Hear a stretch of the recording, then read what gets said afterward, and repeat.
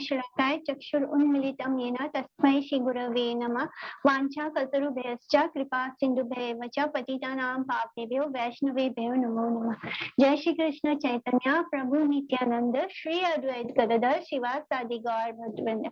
हरे कृष्णा कृष्ण कृष्ण हरे हरे, हरे राम राम राम हरे हरे।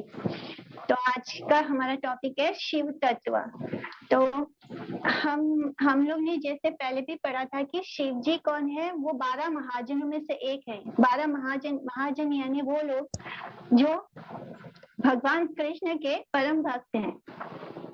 तो उन 12 महाजनों में से एक शिव जी भी हैं। और शिव जी को तो ये भी कहा जाता है कि वो वैष्णव में सबसे अच्छे वैष्णव है। एक जो श्लोक आता है श्रीमद् भागवतम में, निम्न गानम यथा गंगा, यानी जो ग्रेटेस्ट रिवर्स हैं, जितने भी बड़ी बड़ी नदियां हैं, उनमें से जो सबसे बड़ी है उनका नाम है गंगा। इसी तरह वैष्णव, जितने भी वैष्णव है, उन सब में से जो परम वैष्णव है वो है शिव जी। यानी वैष्णवा नाम यथा शंभु पुराणा नाम इदम तथा। इसी तरह श्रीमद् भागवतम पुराणों में सबसे श्रेष्ठ है, वैष्णव में सबसे श्रेष्ठ शंभु यानी शिव जी हैं, और नदियों में सबसे सर्वश्रेष्ठ है गंगा जी। तो इस तरह उनका इतना इम्पोर्टेंस है, उन्हें हम परम वैष्णव कहते हैं। ओके, सब ज्वाइन हो रहे हैं ना? तो इस तरह हम शिव जी को परम वैष्णव मानते हैं। इसी तरह नारद जी भी एक बार उनसे मिलने जाते हैं शिव जी से।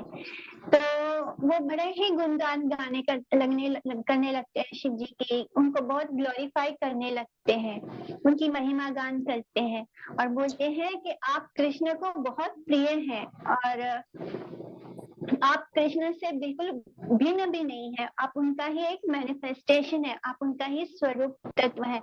तो ये कैसे, जैसे ब्रह्म संहिता में, क्योंकि जो ब्रह्मा जी हैं वो फर्स्ट जीव है, तत्व है, जीव तत्व है, क्योंकि वो जीव है और वो मोड ऑफ पैशन में होते हैं, यानी वो रजोगुण में होते हैं। ब्रह्मा जी जो है वो रजोगुण में है और वो जीव तत्व है, वो विष्णु तत्व भी नहीं है और वो देवी मतलब वो विष्णु तत्व नहीं है, जिससे कि वो भगवान के कैटेगरी में नहीं आते। इसी तरह जिन कुछ आवाजें हो रही है, आप प्लीज म्यूट कर लीजिए। तो इसी तरह जो तीनों गुणों के अधीन होता है उसे हम भगवान के लेवल पे नहीं मान सकते। तो इसी तरह जो ब्रह्मा जी है उनका काम क्या है, क्रिएशन करना, और क्रिएट करने के लिए पैशन की जरूरत होती है। जब भी हमें कुछ क्रिएट करना होता है तो उसके लिए पैशन की जरूरत होती है। तो इसी तरह ब्रह्मा जी जो है रजोगुण में है।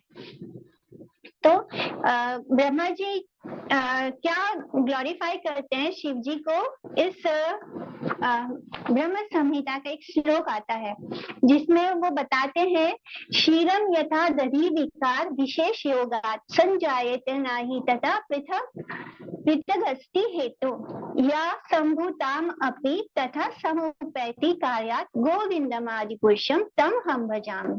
तो वो बोलते हैं कि जैसे दूध में खटाई डालने से, या जैसे जब हम जामुन डालते हैं दूध में तो क्या होता है, वो दही जम जाता है।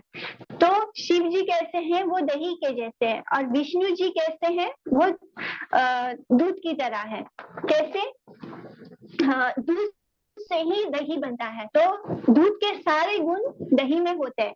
इसी तरह शिव जी में विष्णु जैसे ही सारे गुण है, सारे शुद्धता के गुण है, और वो मतलब दूध जैसे, दही के अंदर सारे दूध के सारे गुण होते हैं, लेकिन वो दूध नहीं हो सकता। उसी तरह शिव जी जो है वो विष्णु जी का ही स्वरूप अवतार है, लेकिन उन्हें क्यों, उनका कैसे होता है, वो संहार करते हैं। और संहार करने, जब प्रकृति क्रिएट होती है, प्रकृति को इम्प्रेग्नेट करने के लिए भगवान विष्णु जो है वो डायरेक्टली प्रकृति, मटेरियल एनर्जी जो प्रकृति है उनके साथ संपर्क में नहीं आते, क्योंकि वो माया है। तो माया के संपर्क में कृष्ण नहीं आते डायरेक्टली। तो वो कैसे होता है, विष्णु जी जब दृष्टिपात करते हैं तो उस दृष्टि से जो एक रे निकलता है, एक रोशनी निकलती है, उस रोशनी से शिव जी प्रकट होते हैं, और थ्रू शिव जी वो प्रकृति माया देवी इम्प्रेग्नेट होती है और इस पूरी सृष्टि का क्रिएशन होता है, मटेरियल वर्ल्ड का क्रिएशन होता है।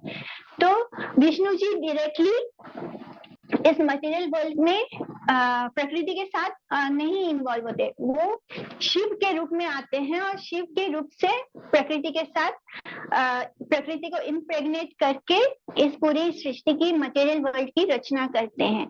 तो इस तरह शिव जी जो है वो कृष्ण से भिन्न नहीं है, उनके स्वभाव से मतलब उनके अंदर भी वही सारे गुण है, वही सब कुछ वैसा ही है। बट जैसे दूध दही बन सकता है, लेकिन दही वापस दूध नहीं बन सकता, इसी तरह विष्णु से शिव जी बन सकते हैं, शिव जी प्रकट होते हैं, लेकिन शिव जी से विष्णु नहीं आ सकते। तो इस तरह विष्णु श्रेष्ठ हैं। और लेकिन क्योंकि शिव जी जो है उनमें जैसे हम मनुष्यों में भगवान कृष्ण में 64 गुण है, उसी तरह जो देवी देवता हैं, जो डेमी गॉड्स हैं, उनमें 55 गुण हैं। और हम मनुष्यों में भगवान के जो 64 गुण हैं उनमें से 50 गुण हम मनुष्यों में है, लेकिन बहुत ही माइन्यूट पार्ट्स में है, बहुत कम है। इसी तरह शिव जी के अंदर 55 गुण है, लेकिन वो बहुत स्ट्रॉन्ग है, बहुत हमारी तरह बहुत माइन्यूट नहीं है, वो बहुत स्ट्रॉन्ग है, इसलिए वो जीव तत्व नहीं है वो। इसलिए हम उनके बारे में शिव तत्व जानेंगे, तत्व यानी सत्य जानेंगे, शिव जी का सत्य क्या है। तो इस तरह वो बहुत ही इम्पोर्टेंट वैष्णव तो है, भगवान कृष्ण के भक्त हैं, परम भक्त हैं, और इसलिए हम उन्हें 12 महाजनों में से एक मानते हैं, और सभी वैष्णव में हम उन्हें श्रेष्ठ मानते हैं। इनफैक्ट वो हम सब वैष्णव के आचार्य हैं। वो आचार्य कौन होता है, जो अपने आचरण से हमें शिक्षा देता है, जो हमें सिखाता है, अपने आचरण से हमें सिखाता है। तो वो एक आचार्य की भांति है। किस तरह, जैसे हम उन्हें देखते हैं, वो कहाँ रहते हैं, क्रीमेटोरियम में रहते हैं, शमशान भूमि में रहते हैं। वो अपने घर में भी रह सकते हैं, मतलब वो बड़ा महल बना के रह सकते हैं। हम सब उनसे क्या मतलब मोस्टली जो उनके डिवोटी है उनसे क्या मांगने जाते हैं, सारी मटेरियल सुख सुविधाएं मांगने जाते हैं। बट वो हम सबको ये बता रहे कि अंत में हमें कहाँ आना है, स्मशान भूमि में आना है। वो सांप को अपने गहने की तरह पहनते हैं, गले में, कमर में, सब जगह, हाथों में, उनका सांप ही उनका गहना है। वो क्या बताते हैं, सांप क्या है, क्या रिप्रेजेंट करता है। जैसे हमारे जो सेंसेस है, हमारी जो इंद्रियां है, वो अगर कंट्रोल में ना हो तो बिल्कुल सांप की तरह होती है, वो हमें डसती है, क्योंकि वो हमें गलत रास्ता दिखाएगी अगर हम सब इसलिए शिव जी उन सेंसेस को अपने कंट्रोल में रखे। वो सिखा रहे हैं कि हमें अपने सारे सेंसेस को अपने कंट्रोल में रखना चाहिए, इसलिए वो सर्प को अपने सारे उनका गहना ही सर्प है, और उसी को वो पहनते हैं, और नाम मात्र का ही कपड़ा पहनते हैं, यानी वो बिल्कुल उनको कोई भौतिक चीजों के प्रति कोई लगाव नहीं है, पूरी तरह से वो वैराग्य है। और वो इतने मर्सीफुल है, इतना उनके अंदर मर्सी है, इतना उनके अंदर दया भावना है कि जिन्हें सब कोई रिजेक्ट कर देता है संसार में, उसे वो स्वीकार करते हैं। जैसे जब समुद्र मंथन हुआ था, तब उसमें से सबसे पहले क्या निकला था, विष निकला था। उस विष का इतना भयानक विष था कि अगर वो कहीं भी उसका टच भी हो जाता तो पूरा सृष्टि खत्म हो जाता, ब्रह्मांड पूरा खत्म हो जाता। तब कृष्ण ने उनसे बोला कि वो उस विष को पान कर ले, उसे पी ले, और उन्होंने उनको ऑर्डर को फॉलो किया। इतना मतलब कोई उनको कोई रिग्रेट नहीं कि भगवान मुझको क्या बोल रहे हैं करने को।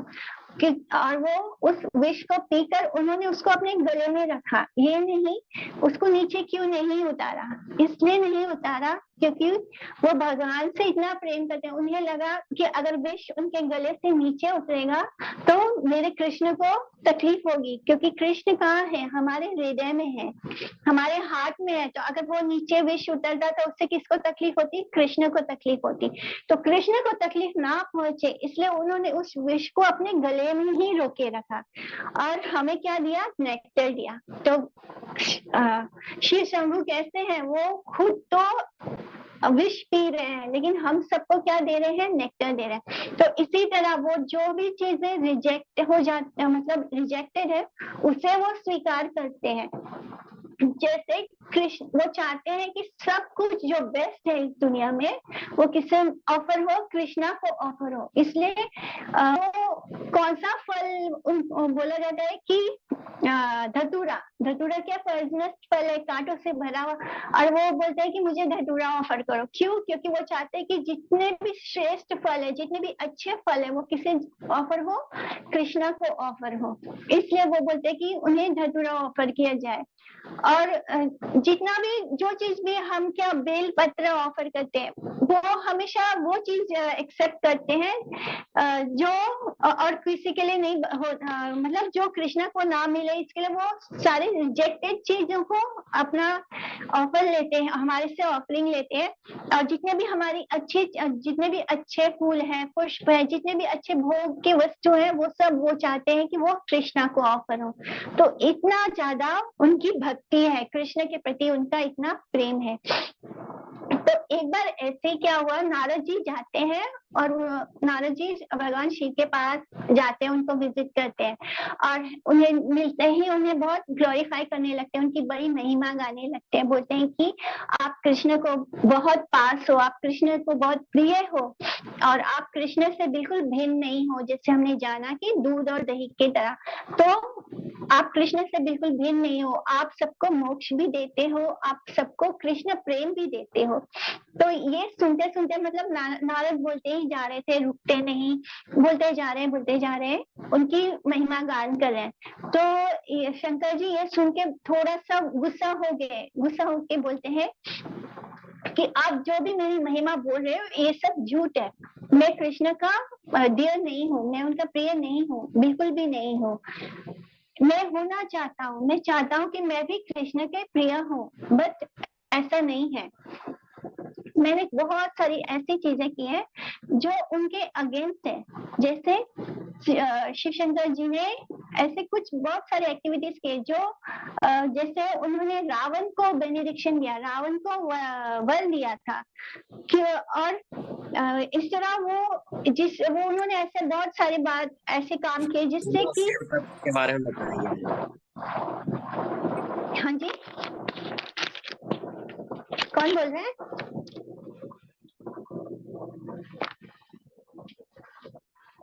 तो इसी तरह शिव जी बोलते हैं कि मैंने ऐसे बहुत सारे कार्य किए हैं जो कृष्ण के अगेंस्ट जाकर मैंने किया है, वो कृष्ण भक्ति से उनको दूर ले गए हैं। तो नारद जी बोलते हैं कि ऐसा नहीं है। हरे कृष्णा, किसी को कुछ बोलना है क्या? सौरभ कुमार गुप्ता आपसे कुछ पूछ, हाँ, क्या पूछ रहे हैं जी? सौरभ बोलिए, आपको जो भी पूछना है ना क्लास। ओके, आप लोग सब जी आप सब लोग म्यूट रखिए और जो भी पूछना है जरूर पूछ लेना, क्लास के बाद पूछ लेना। अभी मैं थोड़ा सा डिस्टर्ब हो जाती हूँ तो मेरा फ्लो रुक जाएगा। तो शिव जी बताते हैं कि मैंने हमेशा कृष्ण के विरुद्ध जाके कार्य किया है और मुझे ये बात बिल्कुल भी अच्छी नहीं लगती। आप जो मेरा गुणगान कर रहे हो ये सब झूठ है। तो नारद जी बोलते हैं कि नहीं, जब आप ही वो थे जिसने जब पॉइजन निकला था तो वो पॉइजन आपने ही पिया था, इस पूरे संसार को बचाया सिर्फ कृष्ण कहने पर। तो इस कलयुग में क्या होता है जब कलयुग आई तो लोग कृष्ण की पूजा करने लगे और कृष्ण की पूजा करते करते वो भगवान से भगवान की भक्ति मांगने के बदले मटेरियल डिजायर्स करने लग गए।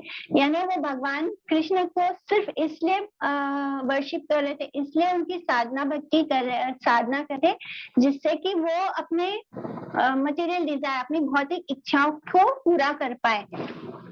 तो मतलब उनके मन में कृष्ण के प्रति प्रेम नहीं था, सिर्फ मटेरियल इच्छाओं को पूरा करने की इच्छा थी। तो कृष्ण को लगा कि ये तो बिल्कुल ठीक नहीं है, ये लोग बस अपने मटेरियल डिजायर्स को पूरा करने के लिए मेरी शरण में आ रहे हैं।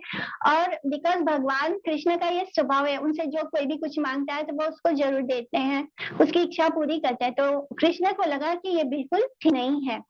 तो वो सोचे कि ये बहुत ही डेंजरस है, क्योंकि लोग सिर्फ अपनी मटेरियल इच्छाओं को पूरा करने के लिए उनके पास आ रहे हैं। तो उन्होंने शिव जी से क्या कहा कि आप इन सब भक्तों को ये बोलो कि आप स्वयं ही भगवान हो, आप स्वयं ही ब्रह्म हो। यानी उन्होंने शिव जी को बोला कि आप ये कलयुग के समय, तो उन्होंने शिव जी को बोला कि आप पूरे संसार को जाके ये बोलो कि हम सब स्वयं भगवान है। यानी मैं ही ब्रह्म हूँ, मैं ही ब्रह्म हूँ, यानी मैं ही भगवान हूँ। तो हम बोलते हैं, हम मायावादी शिक्षा देने के लिए कह दिया। तो शिव जी ने कहा कि नहीं प्रभु, मैं ऐसा नहीं कर सकता। और उन्होंने ये भी बोला कि आप कृष्ण को साधना करना बंद करो, कृष्ण की भक्ति बंद करो, कृष्ण कोई भगवान नहीं है। क्योंकि उस समय सब कुछ गलत हो रहा था। लोग क्या कर रहे थे, पशु बलि दे रहे थे, बहुत ज्यादा पशु बलि दे रहे थे। कलयुग का वो समय ऐसा था जब वहां पे पशु बलि भी बहुत ज्यादा हो रही थी और भक्ति के जगह में लोग मटेरियल डिजायर्स के लिए भगवान के पास जाने लगे थे। तो कृष्ण को ये सब कुछ ठीक नहीं लगा। तब वो शिव जी से कहते हैं कि आप जाइए और जाकर इस संसार को बोलिए कि कोई ब्राह्मण भगवान नहीं है, हम स्वयं ही भगवान है। यानी आप ही ब्रह्म हो, मैं ही ब्रह्म हूँ। तो इसीलिए शंकर भगवान आते हैं, किसके रूप में, शंकराचार्य के रूप में आए और फिर उन्होंने सबको यही कहा कि आप ही ब्रह्म हो, आप ही भगवान हो। तो इस तरह शिव जी नहीं आना चाहते थे, लेकिन भगवान ने उनसे कहा और फिर वो ये करने के लिए भी तैयार हो गए। तो इस कार्य को करते हुए भी वो कहते हैं कि मैंने वो किया जो मुझे नहीं करना चाहिए था, मैंने सबको कृष्ण से दूर कर दिया। इसको बोलते हैं अद्वैतवाद, यानी हम कोई दूसरा कोई नहीं है, सब कुछ एक ही है, यानी एक ईश्वर में ही हूँ। तो ये भगवान की तरफ मोड़ने के लिए जब बुद्धिज्म आया तो वो शून्यवाद था। यानी बुद्धिज्म में क्या था कि कोई भगवान नहीं है। उस समय पशु बलि ज्यादा हो रही थी तो भगवान बुद्ध के रूप में आए थे। तो जब बुद्ध के रूप में आए थे तो उन्होंने ये प्रचार किया कि कोई ईश्वर नहीं है, कोई भी नहीं है, मतलब उसको कहते हैं शून्यवाद। तो इस वजह से पूरी जगह में भगवान और वेदों का प्रचार एकदम से बंद हो गया था। उसके बाद कृष्ण के कहने पर शंकराचार्य के रूप में भगवान शिव जी आए और उन्होंने सब ये प्रचार किया कि तुम ही भगवान हो। तो जब इंसान अहंकारी होता है और उसे ये कहा जाता है कि देखो आप ही भगवान हो, आप ही सब कुछ हो, आप ही पावरफुल हो, तब वो अहंकारी व्यक्ति इस चीज को बहुत ही आसानी से स्वीकार कर लेता है। उस वक्त अगर किसी को ये बोला जाता कि नहीं कृष्ण भगवान है, हमें उनका दास बनना, अहंकारी व्यक्ति किसी का दास बनना स्वीकार नहीं करेगा, वो इस सत्य को स्वीकार नहीं करेगा कि मैं भगवान का दास हूँ। अभी भी बहुत लोग नहीं स्वीकार करते कि हम कृष्ण के दास हैं, क्योंकि उन्हें दास वर्ड से ऐसा लगता है कि वो छोटे हो रहे हैं। कोई भी अहंकारी व्यक्ति दास बनना नहीं स्वीकार करेगा।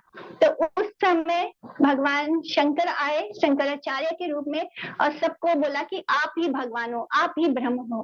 तो ऐसा बोलने से वो लोग इस बात को स्वीकार कर लिए, उनके अहंकार के कारण वो इस सत्य को स्वीकार कर लिए और फिर से दोबारा वेद जो एकदम खत्म हो रहा था बिकॉज ऑफ बुद्धिज्म, वो वापस से स्थापित हुआ। तो इस तरह शिव जी बोलते हैं नारद को कि मैं भगवान के कहने पर मैंने ये काम भी करना स्वीकार किया और मैंने सब जगह ये प्रीच किया कि तुम ही ब्रह्म हो, तुम ही ब्रह्म हो, और पूरे दुनिया को मैंने गलत शिक्षा दी। और अब मुझे बहुत दुख हो रहा है कि मैंने सबको ऐसा बोलकर बहुत गलत किया और कृष्ण से सबको दूर किया। कभी कभी वो मुझे नहीं पसंद करते, शायद वो मुझसे मेरे ज्यादा क्लोज नहीं है, इसलिए उन्होंने मुझसे ऐसे किया, इसलिए मैं उनका डियर वन नहीं हूँ, मैं उनका प्रिय नहीं हूँ। और फिर वो बोले कि मैं हमेशा कल यानी जैसे मैंने अभी बताया कि वो सारे क्वालिटीज त्रिगुण, यानी वो कैसे अपने पूरे शरीर को किससे सजाते हैं, स्नेक से सजाते हैं, और ऐश तिलक की जगह वो क्या लगाते हैं, जो शवों की जो राख होती है उसको अपने शरीर पर लगाते हैं, इस तरह वो रहते हैं। इसलिए मैं कैसे भगवान का प्रिय हो सकता हूँ, मुझे देखो मैं कैसे भगवान का प्रिय हो सकता हूँ, इसलिए मैं उनका प्रिय नहीं हूँ।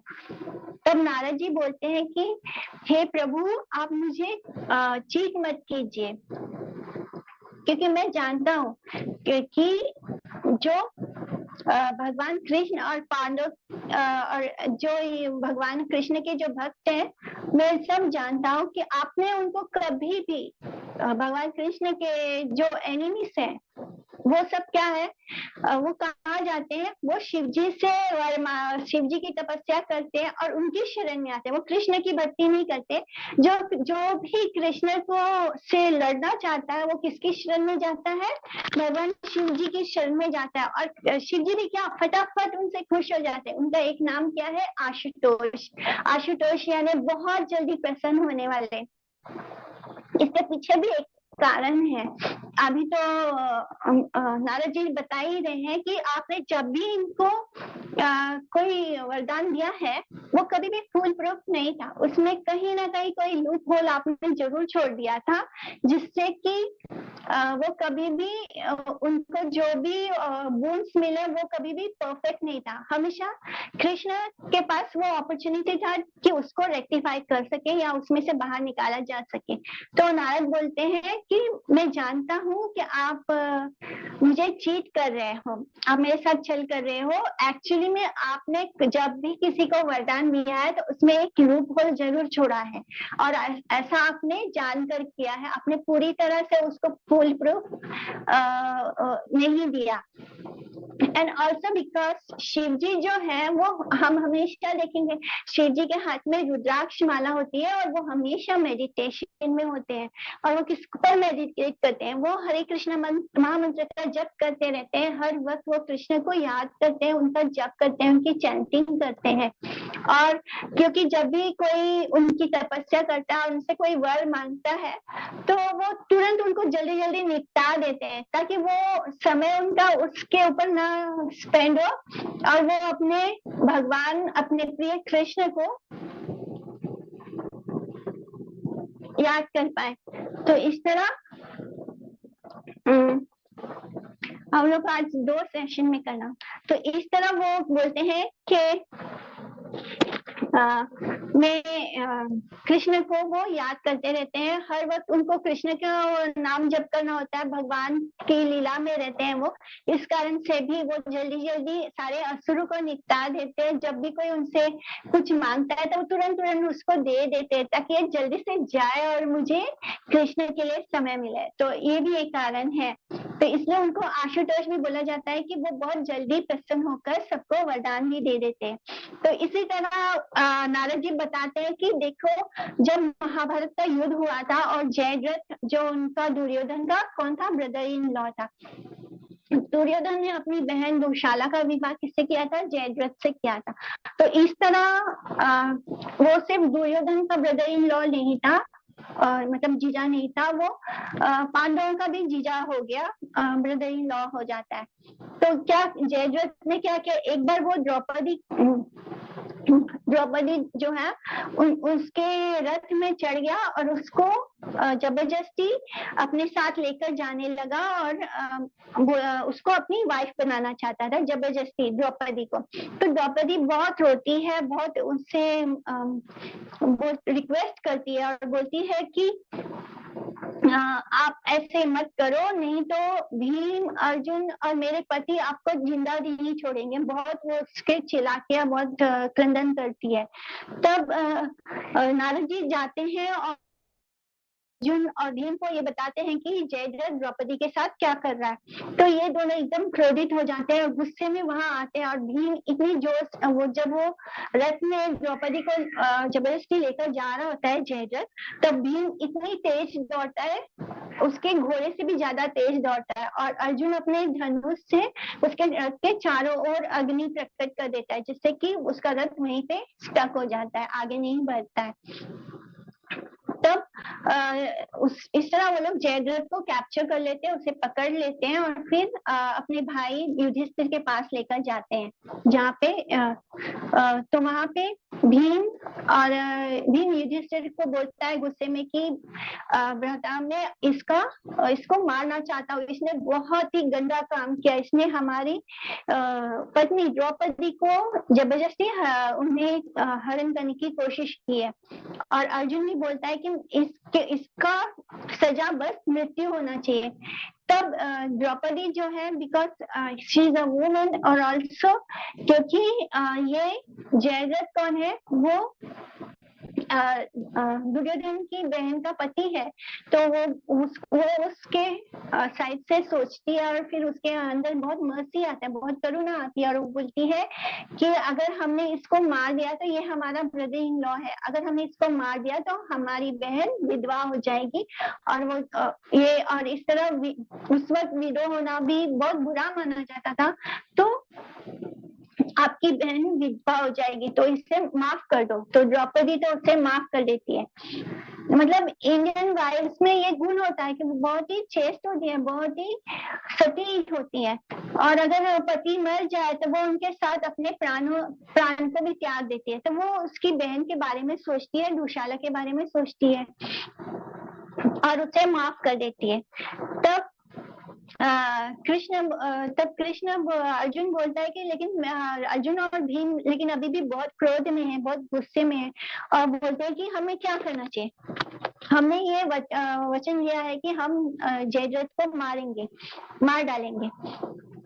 तब कृष्ण बोलते हैं, समझाते हैं उनको कि अगर कोई बहुत ही रिस्पेक्टेड पर्सन हो सोसाइटी में, जिसका बहुत ही नाम हो, मान हो, सम्मान हो, अगर उसका अपमान कर दिया जाए तो ये अपमान उसके लिए मृत्यु से भी बड़ा होता है। मृत्यु के समान तो होता ही है, उससे भी ज्यादा उसको अपमान उसके लिए मृत्यु से भी बड़ा होता है।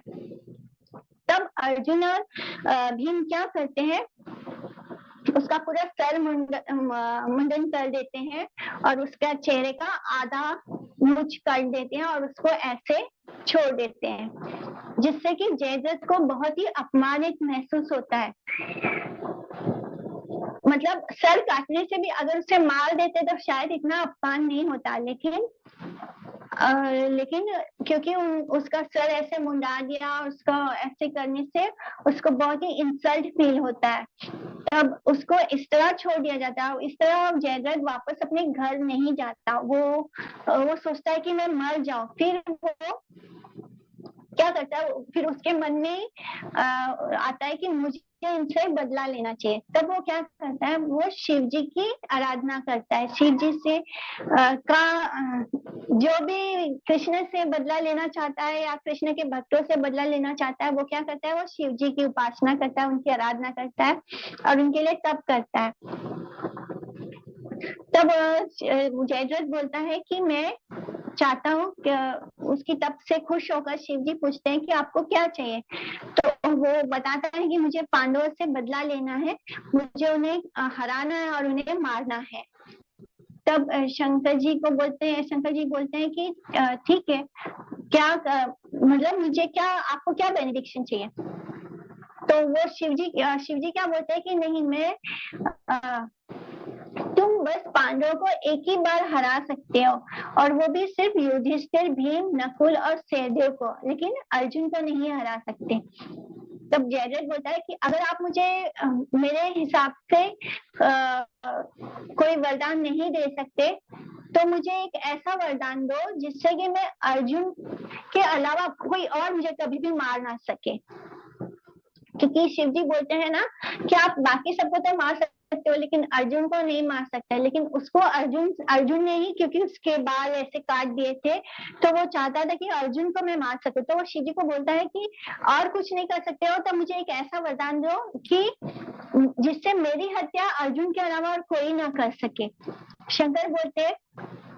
शंकर जी बोलते हैं कि जब भी आपका सर कोई काटेगा और वो अगर जमीन पर गिर जाएगा, आपका सर किसी ने आपको काटा और वो जमीन पर गिर गया, तो जिसने वो सर काटा है आपका वो मर जाएगा और आपका सर वापस आके आपके धड़ से जुड़ जाएगा।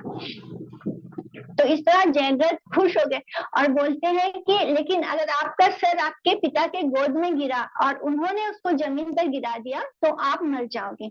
तो इस बेनिडिक्शन से जयद्रथ बहुत खुश होता है। और फिर जब महाभारत युद्ध चल रहा था और जब जयद्रथ को और अर्जुन का वॉर होता है, उन दोनों के बीच की लड़ाई होती है, तब शाम का समय होता है और उसके पिता नदी पर शाम की सूर्य उपासना कर रहे होते हैं, सन गॉड को ऑफरिंग कर रहे होते हैं, और वो पूजा के समय उनका आंख बंद होता है और वो पूजा कर रहे होते हैं। और तभी अर्जुन जयद्रथ का सर काटता है और वो सर कहाँ गिरता है?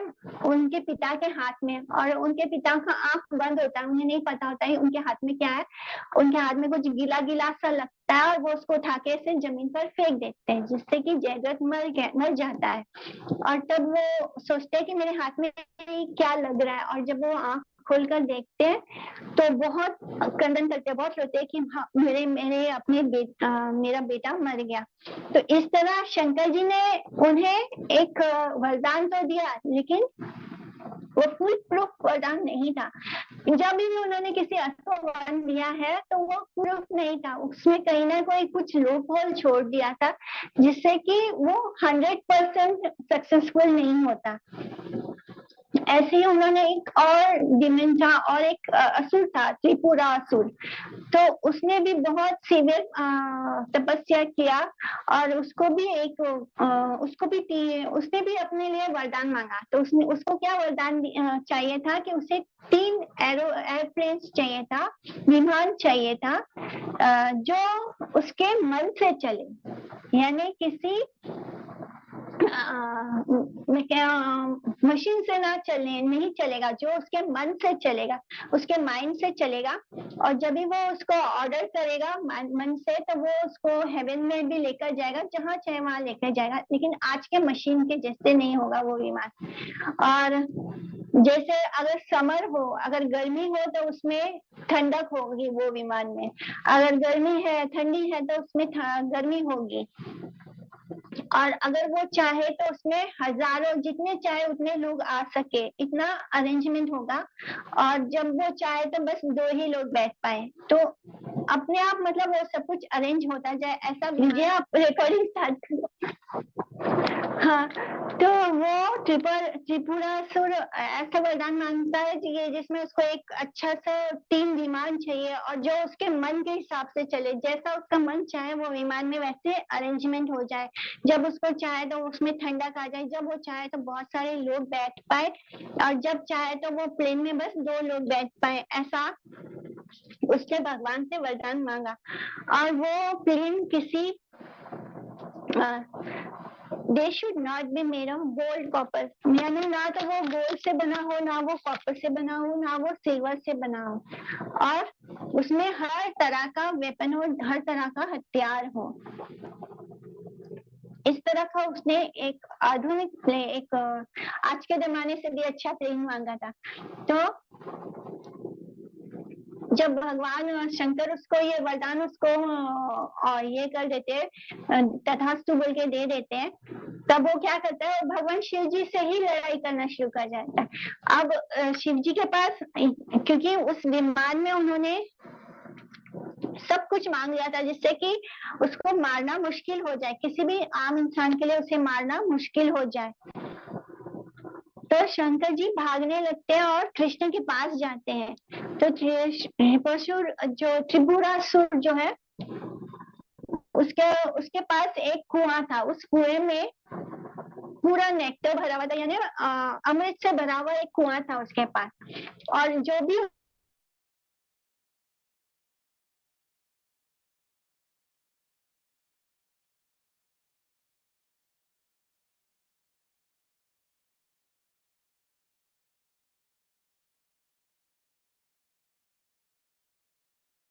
रहा था क्योंकि कोई इसे मार नहीं पा रहा था, तब वो कृष्ण की शरण लेते हैं और कृष्ण से प्रार्थना करते हैं। तब कृष्ण क्या करते हैं, विष्णु जी एक गाय का रूप बनाते हैं और वो क्या करते हैं, उस कुएं में जितना भी नेक्टर था वो सब सारा नेक्टर वो पी लेते हैं। और तब शंकर जी उसको इजीली मार देते हैं उस असुर को, क्योंकि वो भगवान शिव जी से अपना मन चाहा बेनिफिक्शन लेने के बाद वो शिव जी को ही मारने लग जाता है। जितने भी असुर होते हैं वो एक्चुअली असुर ऐसे ही होते हैं, वो मतलब अपना फायदा निकालते हैं और बाद में जो जिससे फायदा निकाला उसी को मारने लगते हैं। तो इसी तरह त्रिपुरासुर शिव जी को ही मारने लग गया, लेकिन कृष्ण ने शिव जी की वहां पे रक्षा की, उन्हें कैसे बचाया। त्रिपुरासुर के पास जो कुआं था, अमृत का कुआं, जैसे ही उसे कोई मारता तो वो उसमें से मरने के पहले ही वो किसी से भी युद्ध करने जाता था, पहले वो अमृत पान कर लेता, जिससे कि कोई उसे मार नहीं पा रहा था। तो कृष्ण क्या करते हैं, गाय का रूप लेते हैं और उस कुएं में से जितना भी अमृत है वो सारा पी लेते हैं, जिससे कि अमृत पी लेते हैं, जिससे कि कोई अमृत नहीं बचता और त्रिपुरासुर के पास अब अपने बचने का, अपनी शक्ति का कोई उपाय नहीं होता और तब शंकर जी उसे मार देते हैं। तो इसी तरह भगवान कृष्ण जो है वो भगवद गीता में कहते हैं कि सर्वधर्म परित्याज्य माम एकम शरणम व्रज अहम त्वं सर्व पापेभ्यो मोक्षयिष्यामि मा शुचा। जो मेरी एक बार कंप्लीट सरेंडर कर देता है, जो कंप्लीटली मेरी शरण में आ जाता है, फिर उसका पूरा रिस्पॉन्सिबिलिटी मैं ले लेता हूँ। तो इसी तरह शिव जी, जब भी शिव जी किसी भी मुश्किल में आते तो वो क्या करते, कृष्ण की शरण में जाते और ये उनकी लीला होती कि वो अपने भगवान, ये शिव जी की ये लीला होती है क्योंकि वो चाहते हैं कि उनके कृष्ण का लीला सबके सामने आए, वो कृष्ण क्या है ये सभी को पता चले। तो एक्चुअली में उनमें कोई कमी नहीं है, वो जानबूझकर इस तरह वरदान देते हैं असुरों को जिससे कि भगवान जी आए और वो लीला करें। इस तरह उन्होंने, क्योंकि भगवान कृष्ण इतने प्योर है, यहाँ तक कि अर्जुन ने इतने लोगों को मारा था कुरुक्षेत्र के युद्ध में, लेकिन उसे कोई पाप नहीं लगा क्योंकि उसने ये सब कुछ कृष्ण के कहने पे किया था। अजामिल ने इतना पाप किया, सारा जीवन पाप किया उसने, लेकिन बस एक बार उसने नारायण बोला और भगवान की उन पर कृपा हो गई और वो कहाँ गया, वैकुंठ गया। तो इसलिए इसी तरह हम चाहे कोई भी रिस्पॉन्सिबिलिटी ले रहे हो, हम किसी भी धर्म आश्रम में हो, किसी भी आश्रम में हो, अगर हम कृष्ण की शरण लेंगे तो हम हमेशा सुखी रहेंगे। तो शंकर जी जो है वो हमेशा कृष्ण को सर्व करते हैं। नारद जी इस बात को जानते हैं, इसलिए वो शंकर जी को ग्लोरीफाई कर रहे हैं, क्योंकि कोई भी शंकर जी जैसा नहीं है। वो जो चाहते हैं, शंकर जी हमेशा कृष्ण की खुशी के लिए सब कुछ करने को तैयार है।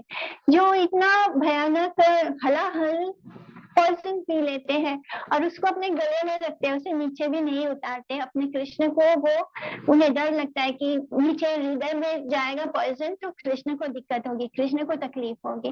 कृष्ण बोलते हैं जाओ जाके सबको बोल दो कि मैं सब कुछ, क्योंकि उन्हें पता है वो किसके लिए कर रहे हैं, वो कृष्ण के लिए कर रहे हैं। तो वो बोलते हैं कि जाओ सबको बोलो कि मैं ही ब्रह्म हूँ, कोई भगवान नहीं है और कोई कुछ नहीं है, सब मैं ही है। मतलब हर व्यक्ति को बोलो कि वो स्वयं ही ब्रह्मा है, ब्रह्म है।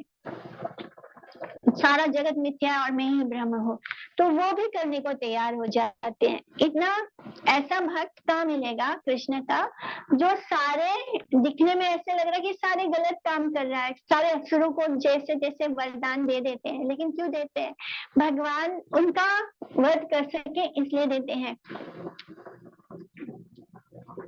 तो इस तरह वो शिव जी जो है वो शंकर, वो शिव तत्व है, वो ना तो विष्णु तत्व है और ना ही वो जीव तत्व है। हम सब जीव तत्व है, यानी हम सब मर सकते हैं। हम और विष्णु शिव जी क्योंकि विष्णु तत्व भी नहीं है, वो विष्णु जी से आते हैं, लेकिन वो विष्णु जी से शिव जी आ सकते हैं, लेकिन शिव जी से विष्णु नहीं आ सकते। तो इस तरह वो उसके स्वभावजिनेट है, लेकिन इसलिए वो शिव तत्व है। जैसे कि हमने अभी मिल्क और दही का एग्जाम्पल में देखा कि मिल्क में अगर थोड़ा सा भी सॉर चीज मिला, खट्टी चीज को मिला देंगे तो वो दही बन जाएगा, लेकिन दही फिर से दूध नहीं बन पाया। दूध से दही आ सकता है, लेकिन दही से दूध नहीं आ सकता। इसी तरह विष्णु जी से शिव जी आते हैं, लेकिन शिव जी से विष्णु जी नहीं आ सकते। तो ये भेद है उन दोनों में, जबकि दही में वो सारे क्वालिटीज होते हैं जो दूध में होते हैं, क्योंकि वो दूध का ही एक रूप होता है। इसी तरह शिव जी में वो सारे गुण हैं जो कृष्ण में है, इसलिए वो हमारे, और क्योंकि वो परम वैष्णव है और वैष्णव है तो वो इसलिए हमें कृष्ण भक्ति दे सकते हैं। इसलिए हम उन्हें हमें उन्हें बहुत सम्मान देना है। शिव जी का एक और आता है, जब वो राम जी जब लंका पार करने जा रहे थे, रामेश्वरम पहुंचते हैं, तब वहां पे वो शिवलिंग बना के पूजा करते हैं। तो सारे लोग वहां पे क्या बोलते हैं कि राम ईश्वर, यानी वो जो राम के ईश्वर हैं, यानी वो सब बोलते हैं कि शिव जी राम के ईश्वर हैं। तो राम च आसो ईश्वरा, तब शिव जी बोलते हैं कि नहीं, मैं ईश्वर नहीं हूँ, राम मेरे ईश्वर हैं। तब वो आकर सबको सत्य बताते कि आप सब लोग सत्य नहीं जानते, मेरा तत्व नहीं जानते। मेरी आइडेंटिटी यही है कि मैं कृष्ण का भक्त हूँ, मैं राम का भक्त हूँ। इसलिए ये जगह का नाम रामेश्वर इसलिए क्योंकि राम जी मेरे ईश्वर हैं। इसी तरह शिव जी की बड़ी अनेक लीला आती है।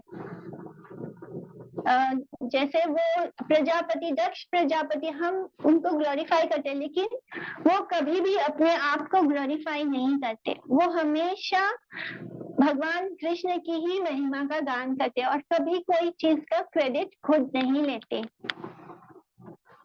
इसी तरह वो त्रेता युग में जब शंकर जी सती जी दंडकारण्य के वन में जाते हैं, तो वहां पर राम जी को और सीता और लक्ष्मण जी, उनको 14 साल का वनवास मिला था, और उस वक्त रावण ने क्या किया था, सीता जी का हरण कर लिया। और वो राम जी बहुत रो रहे थे, बहुत क्रंदन कर रहे थे और हर जगह पूछ रहे थे कि सीता कहाँ है, किसी ने मेरी सीता को देखा है, किसी ने मेरी सीता को देखा है। इस तरह वो बार बार रो रो कर बोल रहे थे, और लक्ष्मण जी बार बार उन्हें पैसिफाई कर रहे थे, उन्हें शांत कराने की कोशिश कर रहे थे। तब ये दोनों घूम रहे थे, शिव जी और पार्वती जी घूम रहे थे उस दंडकारण्य वन में। तब वो दोनों देखते हैं, तो शंकर जी सोचते हैं कि मेरे भगवान कितनी सुंदर लीला कर रहे हैं। और लेकिन सती क्या सोचती है, और वो भगवान जी को साष्टांग दंडवत प्रणाम भी करते हैं। अपने दिल में वो सोचते हैं और उनका हृदय मेल्ट होने लगता है। कृष्ण राम जी को इस तरह रोता हुआ देख के उनके भी आंखों से आंसू बह रहे होते हैं, और वो पूरी तरह वहां पे उनको दंडवत प्रणाम करते हैं। लेकिन सती जो है, उनके मन में शंका आ जाती है। वो सोचती है कि ऐसा कैसे हो सकता है। वो बोलती है, वो पूछती है कि तो आप किसको दंडवत प्रणाम कर रहे हो। तो वो बोलते हैं कि मैं मेरे भगवान राम को कर रहा हूँ, ये मेरे आराध्य हैं, ये मेरे आराध्य हैं। तो इस तरह शंकर जी उनकी गुणगान करते हैं, महिमा गाते हैं। तो सती बोलती है कि आप इस ऑर्डिनरी, इस आम व्यक्ति को क्यों दंडवत प्रणाम कर रहे हैं। ये जो अपनी वाइफ, यहाँ तक कि मैं कैलाश में रहती हूँ लेकिन मुझे भी पता है कि सीता कहाँ है, रावण के लंका में है, और मैं यहाँ खड़ी होकर भी जान सकती हूँ कि सीता कहाँ है। और ये अगर ये भगवान होते तो क्या इन्हें पता नहीं होता कि सीता कहाँ है। जब मुझे तक पता है कि सीता कहाँ है और इन्हें नहीं पता सीता कहाँ है, तो ये तो बड़े ही साधारण व्यक्ति है, इन्हें ये भगवान कैसे हो सकते हैं। ये भगवान नहीं है, आप क्यों इनको प्रणाम कर रहे हैं। तो इस तरह वो बोलते हैं कि नहीं, मैं इनका टेस्ट लेना चाहती हूँ, मैं ऐसे कैसे विश्वास कर लूंगी। ये बिल्कुल एक आम इंसान की तरह अपने वाइफ के खोने पर रो रहे हैं, बिलख रहे हैं। तो वो क्या करती है, उस पेड़ के नीचे वो सीता का रूप लेती है। वो सोचती है कि अब अगर मैं राम जी के सामने सीता के रूप में जाऊंगी तो ये तुरंत मुझे देखकर मुझे गले से लगा लेंगे, क्योंकि वो सोचेंगे कि मैं सीता हूँ और उनके पास हूँ। तो वो बार बार राम जी के सामने जाते, राम जी क्रंदन कर रहे हैं, रो रहे हैं और सबको पूछ रहे हैं कि सीता कहाँ है, सीता कहाँ है, क्या आपने मेरी सीता को देखा है। लेकिन जब सती पार्वती जी सीता के रूप में उनके सामने बार बार जा रही हैं, बार बार उनके सामने खड़ी हो जाती हैं, लेकिन राम जी बार बार उनको इग्नोर करते हैं, उनको उनकी तरफ नहीं देखते और इधर उधर देखकर सबको पूछ रहे हैं कि सीता कहाँ, क्या आपने सीता को देखा है। तो वो सोचते हैं कि अगर ये बार बार मुझे इग्नोर क्यों कर रहे हैं, मैं बार बार इनके सामने आ रही हूँ, ये बार बार मुझे इग्नोर क्यों कर रहे हैं। तब उनको समझ में आता है, तब वो क्या बोलते हैं, राम जी बार बार बोलते हैं कि आप यहाँ वहाँ क्यों घूम रहे हो माता, आप यहाँ वहाँ क्यों घूम रहे हो। शंकर जी कहाँ है, शिव जी कहाँ है। तो सती को तब रियलाइज होता है कि हाँ, ये तो सच में भगवान है, भगवान विष्णु है ये। तब उनको अपनी गलती का एहसास होता है, क्योंकि उन्होंने शंकर जी की भी बात को नहीं स्वीकार किया। शंकर जी जो है वो पार्वती जी के गुरु हैं, स्पिरिचुअल मास्टर हैं, और हमें अपने गुरु पर 100% ट्रस्ट होना चाहिए। जो हमारे गुरु बोल रहे हैं, भले ही हमें उस सिचुएशन में ऐसा लग रहा है कि नहीं ये सच नहीं है, लेकिन तब भी हमें उन पर विश्वास करना चाहिए। तो इस तरह वो बताते हैं कि सीता कभी भी मुझसे अलग नहीं है। और फिर पार्वती जी को हर जगह कौन दिखाई देता है, सीता और राम साथ साथ दिखाई देते हैं। तब उनको अपनी गलती का और भी एहसास होता है कि सीता और राम जो है वो दोनों कभी भी अलग नहीं है, बस लीला करने के लिए वो ऐसे दिखा रहे हैं कि वो राम जी के साथ है। और कृष्ण जब भी कृष्ण जो है वो अवतारी है, उनसे ही सारे अवतार आते हैं, वो किसी का अवतार नहीं है। इसलिए जब भी कृष्ण किसी अवतार में आते हैं तो वो उसमें एकदम परफेक्ट होते हैं, वो कभी उसमें कोई कमी नहीं होती। जब वो बालक के रूप में आते हैं, बाल कृष्ण के रूप में आते हैं, तो वो वैसे ही लीला करते हैं जैसे कोई साधारण बालक करेगा, जैसे कोई छोटा बच्चा हो। वो अपने एक्टिंग में एकदम परफेक्ट है। तो यहाँ पर भी वो राम जी एक पति के रूप में है और वो उस पूरी तरह उस रोल को अच्छी तरह निभा भी रहे हैं। तब पार्वती जी को समझ में आता है, क्योंकि उन्हें वो जहां भी देख रही है तो उन्हें सब जगह कौन दिखाई दे रहा है, राम जी और सीता जी दिखाई दे रही है। तो इसका मतलब वो समझ जाती है कि सीता जी कहीं नहीं गई है, वो राम जी के पास ही है, लेकिन लीला करने के लिए रावण ने उनका हरण किया और ये सबको ऐसे दिखाई दे रहा है। तब उन्हें अपनी गलती का बहुत ज्यादा पछतावा होता है। इसलिए तब उन्हें समझ में आता है कि शिव जी कभी भी गलत नहीं बता सकते, वो सही थे, मैं ही गलत थी, मुझसे ही गलती हुई। और फिर वो उनके सामने प्रणाम करके उनके सामने खड़ी होती है। और फिर से वो देखती है कि राम और लक्ष्मण वैसे ही रो रहे हैं, बार बार राम जी बोल रहे हैं कि कहाँ है सीता।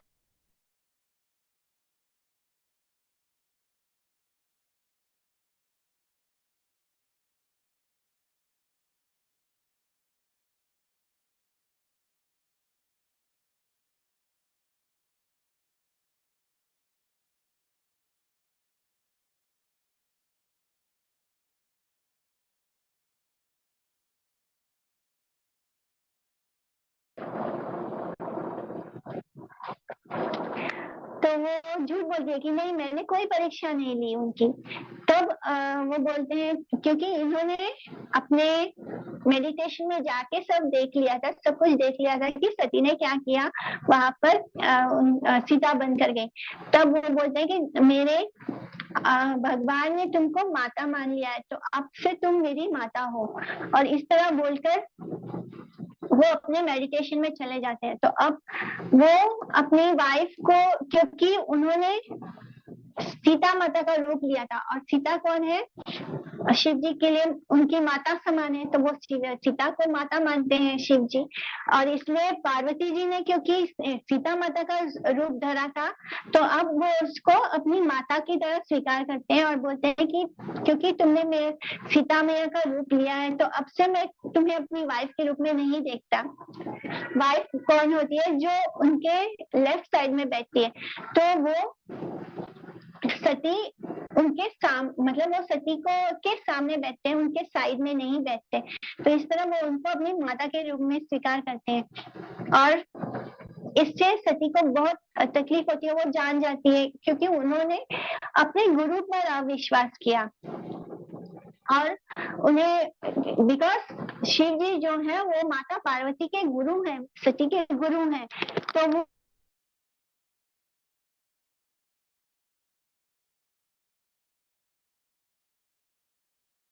करना चाहिए। यहाँ पे उन्होंने एक तो उन पर विश्वास नहीं किया और फिर उन्हें आकर झूठ भी बोलती है। तो इस तरह उन्हें बहुत साल तपस्या करनी पड़ती है सती को, और तब जाके उन्हें नेक्स्ट बॉडी में उन्हें शिव जी पति के रूप में प्राप्त होते हैं। तो इस तरह सती के रूप में प्राप्त होते हैं। इस तरह भगवान शिव जी में बहुत सुंदर सुंदर क्वालिटीज हैं। वो हमेशा जैसे ही जब कोई हम देखते हैं कि शिव जी के पास जाने वाले सब उनसे क्या मांगते हैं, मटेरियल चीज मांगते हैं, जबकि वो स्वयं कैसे रहते हैं, स्मशान में रहते हैं। लेकिन वो क्या करते हैं, जो लोग उनसे मटेरियल चीज मांगते हैं वो उनको दे देते हैं, लेकिन जो शुद्ध भक्त होते हैं वो उनको कृष्ण भक्ति देते हैं। अगर हम इसलिए हमें शिव जी से क्या मांगना चाहिए, कृष्ण भक्ति मांगनी चाहिए। अगर हम शिवरात्रि का व्रत भी कर रहे हैं तो हमें उनसे किसी मटेरियल डिजायर्स को नहीं मांगना चाहिए। वो जबकि अपने ही आचरण से हमें शिक्षा दे रहे हैं कि अंत में हमें स्मशान भूमि में ही आना है। हम इस संसार में, इस मटेरियल वर्ल्ड में इतने बड़े बड़े घर बना रहे हैं, इतना मटेरियल सारे ऑपुलेंस खड़ा कर रहे हैं, लेकिन उसका कोई फायदा नहीं। हम कुछ भी लेकर साथ नहीं जाएंगे। हमारा अंत कहाँ होने वाला है, स्मशान भूमि में होने वाला है। वो सिखाते हैं कि हमें अपने सेंसेस पे कंट्रोल करना चाहिए। इस संसार में कुछ भी नहीं है, ये हमारा टेम्परेरी, ये हमारा घर नहीं है। तो इस तरह शिव जी हमें शिक्षा देते हैं। इसी तरह वो वृंदावन में एक गेट कीपर की तरह है। वृंदावन में हम जब भी जाएंगे तो हम देखेंगे जहाँ भी कृष्ण का कोई मंदिर है उसके पास ही शिव जी का मंदिर होगा। वो हमेशा कृष्ण की सुरक्षा में एक गेट कीपर की तरह हमें वहां खड़े हुए मिलेंगे। एक बारी कृष्ण जब रासलीला कर रहे थे, तब रासलीला के समय वो उनके मधुर बांसुरी की ध्वनि सुनते हैं, शिव जी सुनते हैं, और उनके मन में भी इच्छा आती है कि वो भी उस रासलीला में जाए और कृष्ण के साथ उस रास को देखें और उस मधुर बांसुरी को सुने और कृष्ण का दर्शन करें। तब वो उनकी जो है वो आ जाते हैं वहां पे, जहाँ पर रासलीला हो रही है उस जगह पर आते हैं। उस वक्त भगवान ने कैसे रास किया था, वो जो एक नाइट था, जो एक रात था, वो पूरे 6 महीने की था। क्योंकि ब्रह्मा जी का जो एक दिन होता है वो 1 साल का होता है। मैंने जो आधा एक दिन भर वो 6 महीना हो गया, रात भर वो 6 महीना हो गया, यानी 1 साल हो गया। तो भगवान ने जब गोपियों के साथ रास लीला की थी, तब वो पूरा 6 महीने का एक रात का गोपियों को बिल्कुल पता नहीं चला कि वो इतना लंबा समय रास चला है, क्योंकि वो कृष्ण में एकदम खो गई थी उस रास में। तो उन्हें बिल्कुल भी पता ही नहीं चला कि वो जो रात है रास लीला की, वो 6 महीने लंबी रात थी। तब भगवान शिव जी वहां पे आते हैं असुरी मुनि के साथ। घूमते घूमते असुरी मुनि और शिव जी दोनों वहां पहुंचते हैं रासलीला की स्थली पर। और फिर वहां पे बाहर गेट पर सारे वृंदा देवी होती हैं, ललिता सखी होती है जो प्रोटेक्ट कर रही है जो उस रासलीला को। तो उस गेट पर जब वो जाके रिक्वेस्ट करते हैं कि मुझे भी रास में जाना है, तब ललिता सखी कहती है कि नहीं, आप उस रास में नहीं जा सकते, क्योंकि रासलीला में जो केवल एक पुरुष है और वो है भगवान कृष्ण है। उनके अलावा और किसी भी पुरुष को रासलीला में जाना अलाउड नहीं है। अगर आप स्त्री के रूप धरेंगे तभी आप रासलीला में प्रवेश कर पाएंगे। तो वो बहुत ही आतुर थे भगवान की रासलीला में प्रवेश करने के लिए। तब वो क्या करते हैं, बहुत रिक्वेस्ट करते हैं, बहुत मिन्नतें करते हैं। तब ललिता सखी बोलती है कि सामने जो सरोवर है उसमें आप स्नान कीजिए। वंशीवत में ये रासलीला हुई थी। तो वो कहती है कि जो सरोवर है उसमें आप स्नान कीजिए। मैं सरोवर का नाम भूल गया।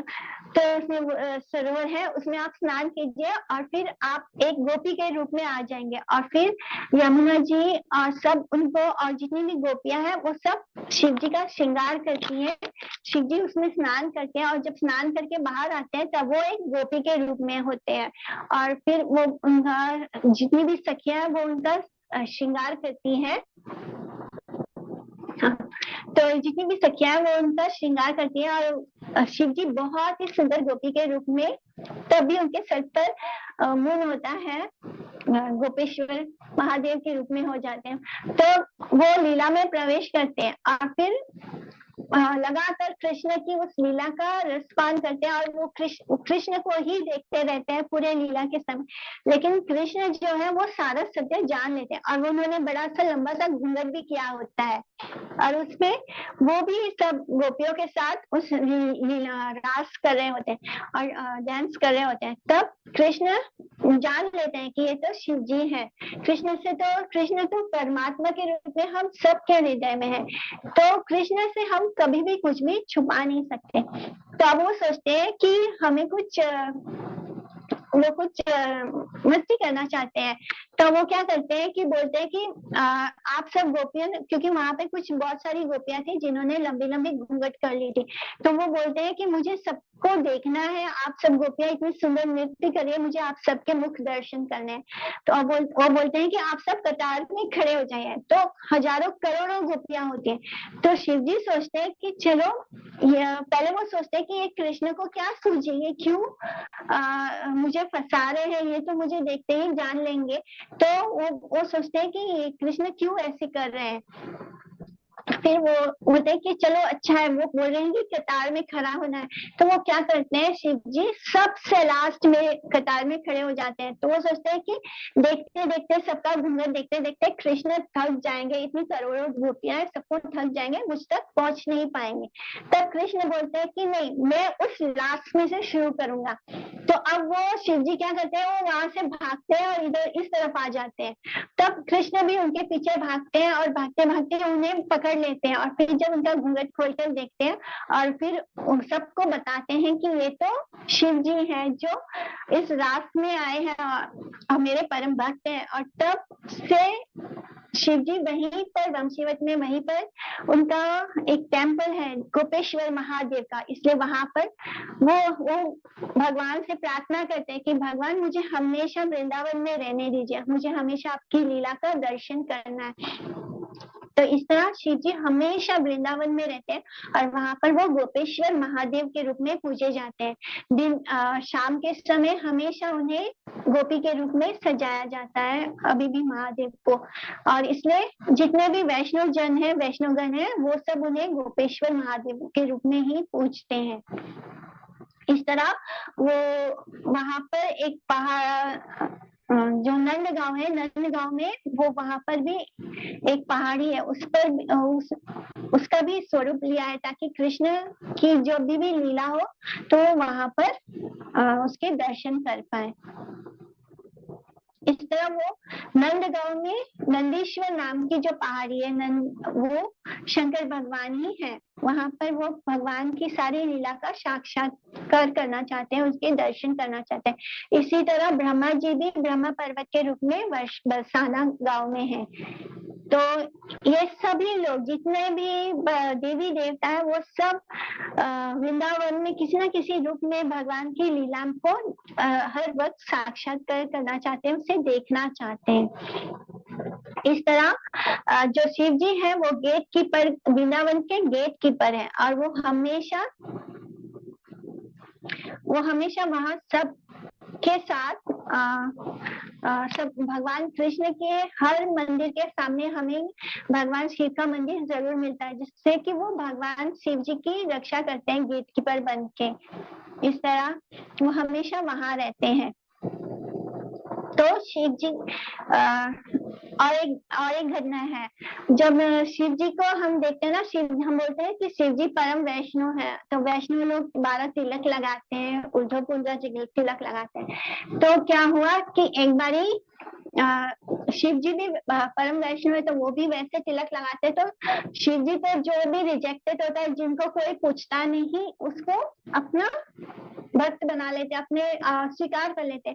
जैसे असुरों को कोई पूछता नहीं, तो वो इतना हृदय में उनकी करुणा है कि उन्हें लगता है कि इन्हें तो सबने रिजेक्ट कर दिया, अब इनका उद्धार कैसे होगा। बड़ा दुखी वैष्णव का एक गुण है, वो दूसरों को दुख में देखकर खुद दुखी हो जाते हैं।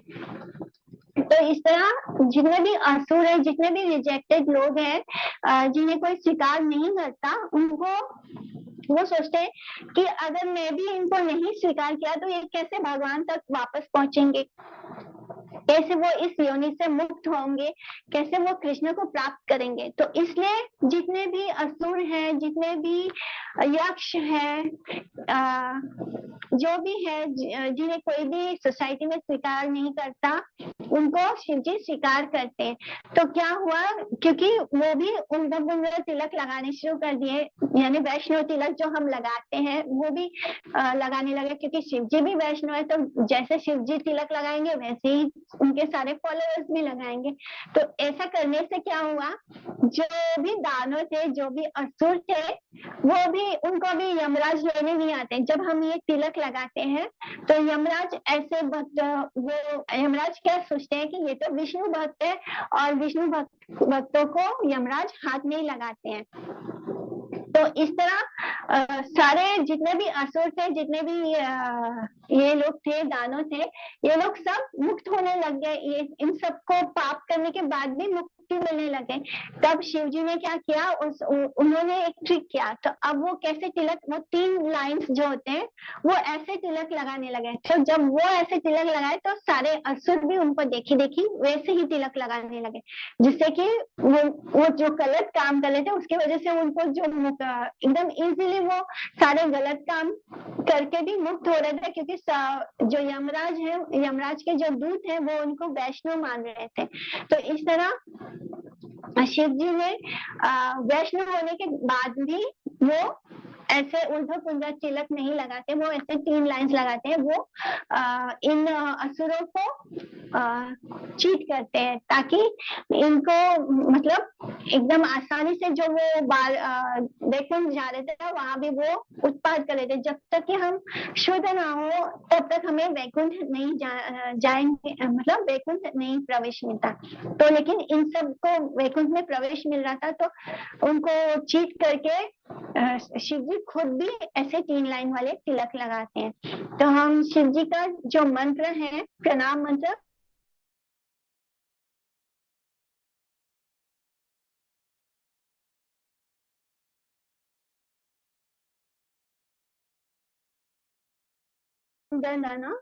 सनातना नारदया गोपीश्वरा व्रजा विलासी युगांग्री पद्मे प्रेम प्रयच्छा निरुपदी नमो नमस्ते।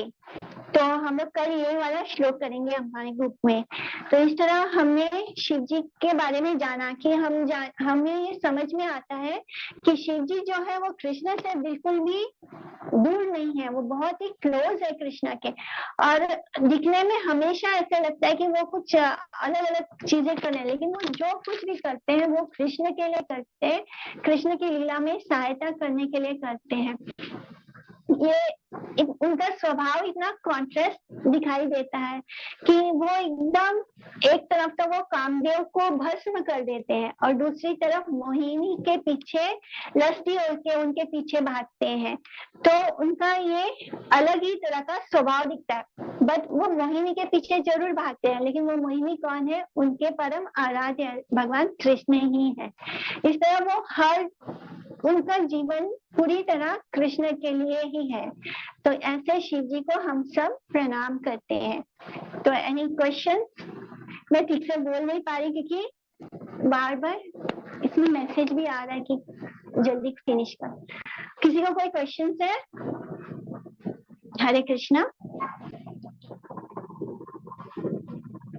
ओके ठीक है, तो हम लोग आज की क्लास यहाँ पे विश्राम देते हैं। वांछा कतरुभ्यश्च कृपा सिंधुभ्येव च पतितानां पावनेभ्यो वैष्णवेभ्यो नमो नमः। आप सभी को दंडवत प्रणाम। हरे कृष्णा। दंडवत प्रणाम। बहुत सुंदर क्लास था। हाँ जी, दंडवत प्रणाम सब। Thank you. हरे कृष्णा।